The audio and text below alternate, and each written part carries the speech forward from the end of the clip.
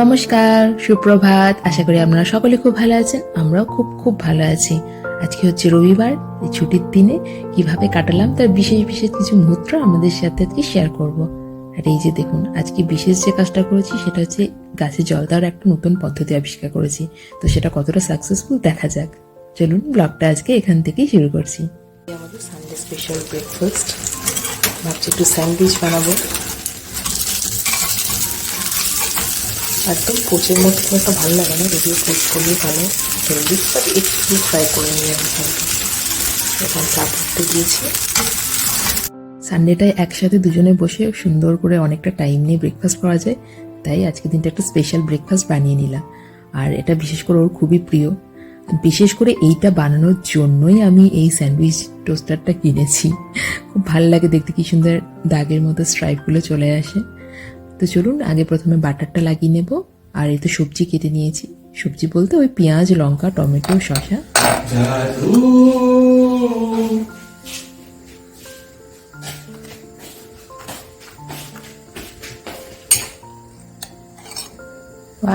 সুন্দর গান দিচ্ছিল, একটা গান তো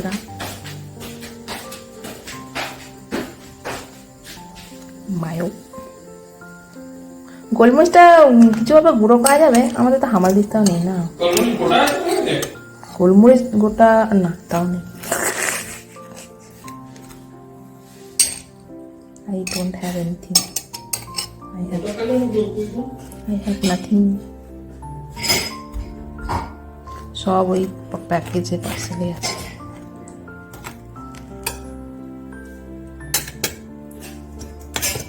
আমার পার্সেল নিয়ে এমন চিন্তা হচ্ছে, ঘুমের ঘরে পার্সেলে সব নিয়ে দেখছি।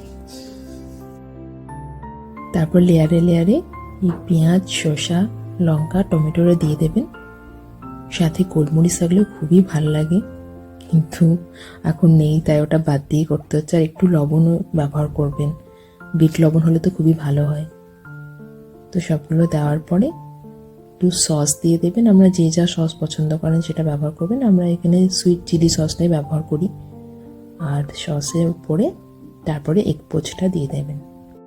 আরও ভালো লাগে যদি এর উপরে একটু সল্টেড চিজ দিয়ে কয়েক সেকেন্ডের জন্য মাইক্রোওভেনে ঘুরিয়ে নেন, কিন্তু আমরা চিজ খুব একটা খাওয়া পছন্দ করি না, সেই জন্য ওটাও বাদ দিয়েছি। ওগুলো বাদ দিয়েও যে খাবারটা এতটাই টেস্টি হয় বলে বোঝাতে পারবো না। তো আপনারা একবার ট্রাই করে দেখবেন অবশ্যই।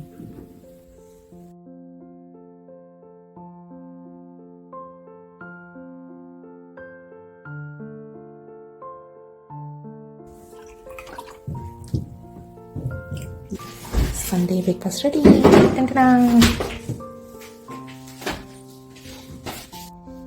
ব্রেকফাস্ট করেই রান্না চাপাবার আগে প্রথম যে কাজটা গিয়ে করলাম সেটা হচ্ছে গাছগুলোয় জল দেওয়ার একটা পার্মানেন্ট ব্যবস্থা করলাম। কারণ আমরা মাঝে মধ্যেই ঘুরতে যাই, আর এই নেক্সট উইকে ওর অফিসিয়াল কাজের জন্য ওর সাথে আমাকে যেতে হবে প্রায় 5-6 দিনের। তো আমার তো মনটা সবসময় গাছগুলোর দিকেই পড়ে থাকবে।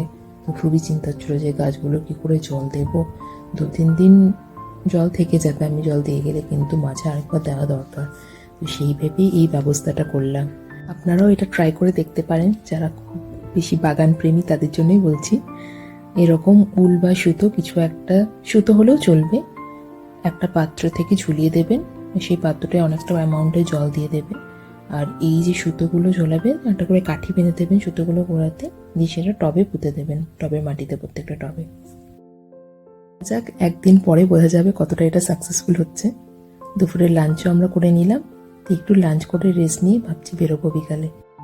বাড়ি থেকে বেরিয়ে জাননি তো এই বাগানের পত্র দিয়ে আমরা বাজার যাই বা সব জায়গায় যাই। তো দেখুন, বাগানে এসে দেখছি কি অবস্থা, পাখিগুলো কি করছে মাছগুলোর সাথে। না, ওরা কি খাচ্ছে, ওর উপরে কি করে রয়েছে। তো মাছটাকে নিয়েছে টেনে টেনে কোথায় যাবো খুঁজে পাচ্ছে না। ওগুলো বিস্কুটগুলো খাচ্ছে, বুঝলো, বিস্কুট খেয়ে গেল। কি খাচ্ছে তো, জলের পোকা আছে কেন? সমস্ত বিস্কুটগুলো খাচ্ছে।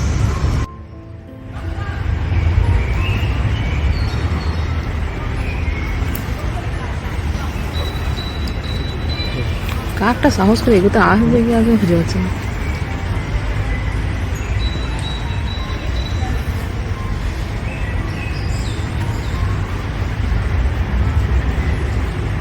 মাছটাকে নিয়ে কোথাও যাবে খুঁজে পাচ্ছি না। প্রথমটায় আমরা ভেবেছিলাম যে পাখিটাকে তাড়িয়ে দেবো, দিয়ে মাছটাকে আবার জলে ছেড়ে দেবো। তো আমরা যখন কাছে গিয়ে দেখছি তখন দেখছি অলরেডি মাছটা মরে গেছে, মানে পাখিটা অলরেডি টুকরো টুকরো অনেকটা খেয়ে ফেলেছে। চেষ্টা করছে। অ্যানিমেল বিহেভিয়ার সাথে আর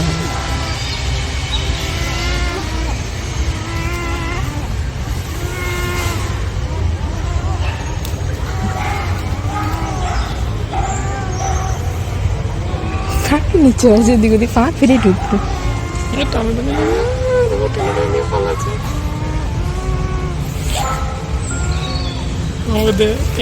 লেগে গেছে, লেগে গেছে।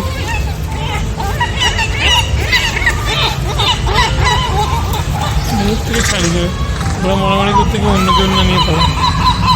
ও ধরেছে, দেবে কেন? কাউকে কাউকে দেবে না।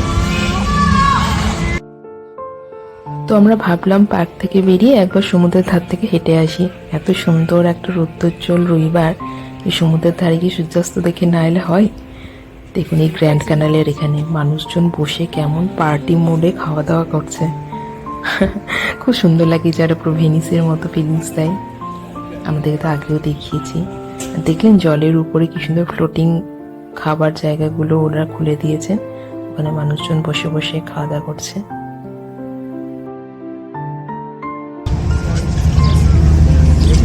পড়ন্ত বেলায় কটা বাজছে এখন? 8:30? 8:30 এখন আমাদের সূর্য অস্ত যাচ্ছে।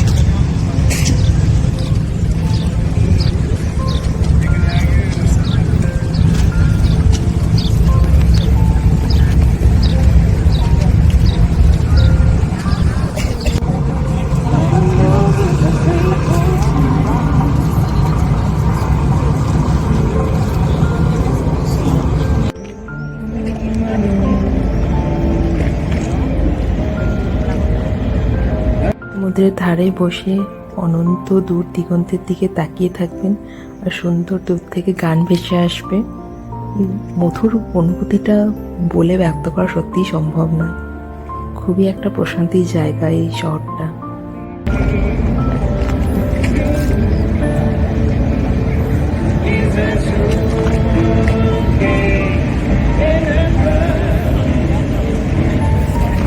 অতটাও এগুলো ওই ফেরিগুলো, বুঝলে, ওখান থেকে একটা স্লটে ছেড়েছে, ভর্তি লোকজন।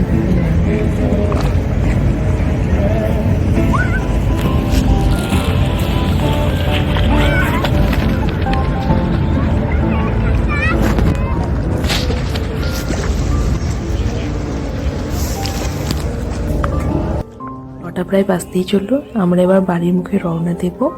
আজকে ব্লগটা এখানেই রাখলাম। শুভরাত্রি, সকলে ভালো থাকবেন। আবার নতুন একটি ব্লগে পরবর্তী দিনে দেখা হবে।